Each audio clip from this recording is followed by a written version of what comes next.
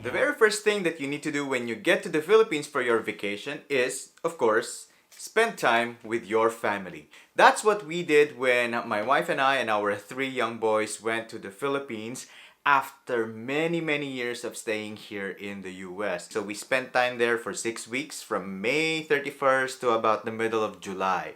So I spent, not just me, we spent time with my family in Isabela and we spent time with my wife's family in Bulacan. And so it was a very joyful occasion na nakasama ng family namin yung dalawang boys namin who were born here in the US. And the other thing that we did is to pay our respects to our departed loved ones. Oh, by the way, my name is Mighty and welcome to Clueless in the US. And my goal in this channel is to help you move, survive, and thrive in the United States. So, if that's the kind of content that you're looking for, don't forget to subscribe. So secondly, of course, when you go back to the Philippines, you need to reconnect with friends. So your college friends, your childhood friends, daming friends na nakamiss sa'yo, nakamiss sa atin. Medyo mahirap lang mag-prioritize, no? Kasi we have a long list of friends and family that we want to spend time. My tip is, get a spreadsheet, check your calendars, and then maglagay lang kayo ng schedule ninyo para makapag-allot ng time with family and friends. Minsan may magtatampo, ano ba yan? Wala kami sa list ng priority ninyo. But, that's just the reality. We wish we have more time, kaya lang, time is limited at kailangan din minsan ng gagastosan, di ba? To meet with friends. And of course, while you're in the Philippines, we are a tropical country. So the next thing that you need to do is to go to the beach. We did that as a family as well. Nagpunta kami sa Pangasinan, sa Sual, malapit sa 100 Islands, together with my family. We also did that for my wife's family. Anim sila na magkakapatid and then include like kids. So, it was a lot of people, ang daming kids. It was a riot. Medyo mahirap mag-manage nung travel time sa aeroplano and then moving from Katiklan going to Boracay. And it was chaos, but it was the good kind of chaos that you would expect kapag magbabakasyon sa Pilipinas.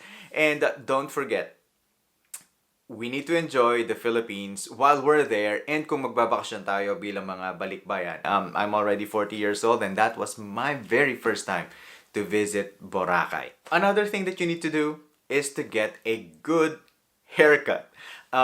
This is a confession, no? Wag kayong tatawa.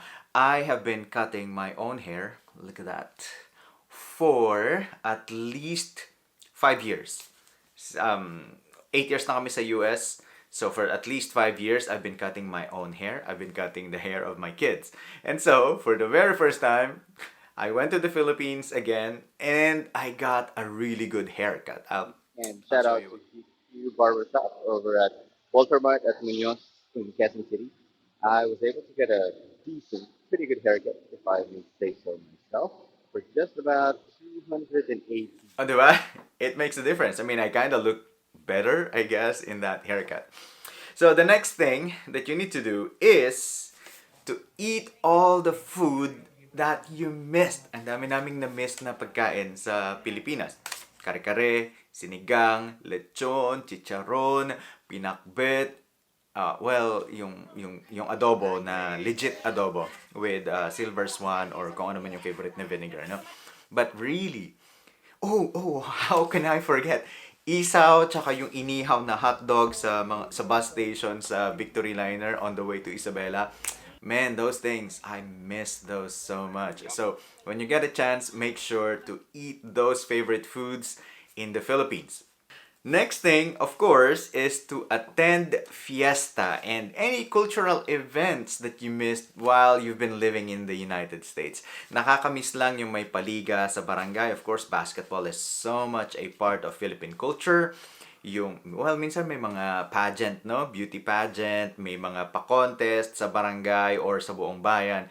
I mean, make your presence felt, and even if you have classmates that are organizing reunions for your high school, your college, then just attend those events and just fill your heart with so much joy.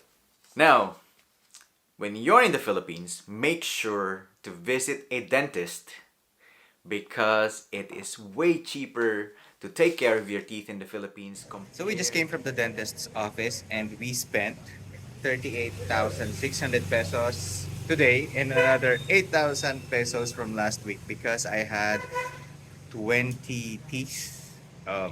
Have some fillings. Man, I have bad teeth, or at least I'm in the process of having bad teeth. But thank God for dentists in the Philippines. If we did this in the US, it would have cost at least 5 times that. So we only spent like around $900 all in all. And what procedure did you have? Any? I had my crowning, some fillings too, and I had my partials changed because my old partials are not fit anymore, so they have to change it to refit my new crown. And how much did you spend? Around all in all, the procedure costs me 28,600, around those figures. 28,000. 28,000 pesos. Yes, pesos, not dollars. Let's be clear. And as for me, the cost of the filling is 800 pesos per tooth. So multiplied by 20. I'm bad at math. How much is that? 800 times 20.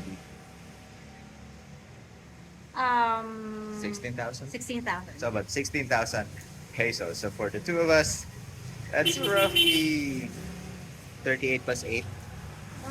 46. Okay. 46,000 roughly, which is about 800. less than $1,000.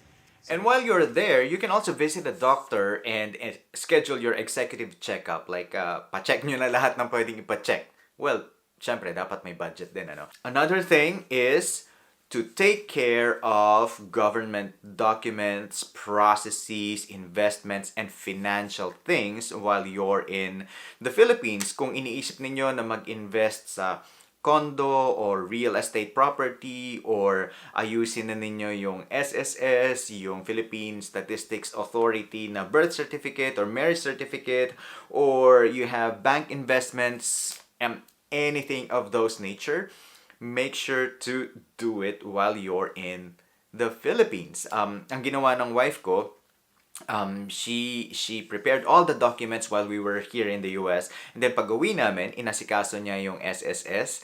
So here's also a tip.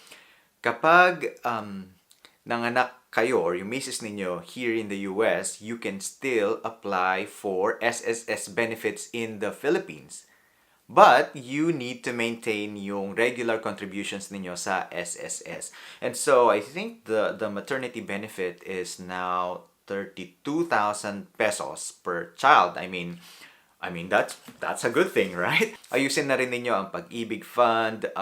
Kung meron kayong investment na gustong i-apply, whether that's BPI, Sun Life, or ano man yung mga companies in the Philippines that you want to avail of, now is the chance while you're in the Philippines.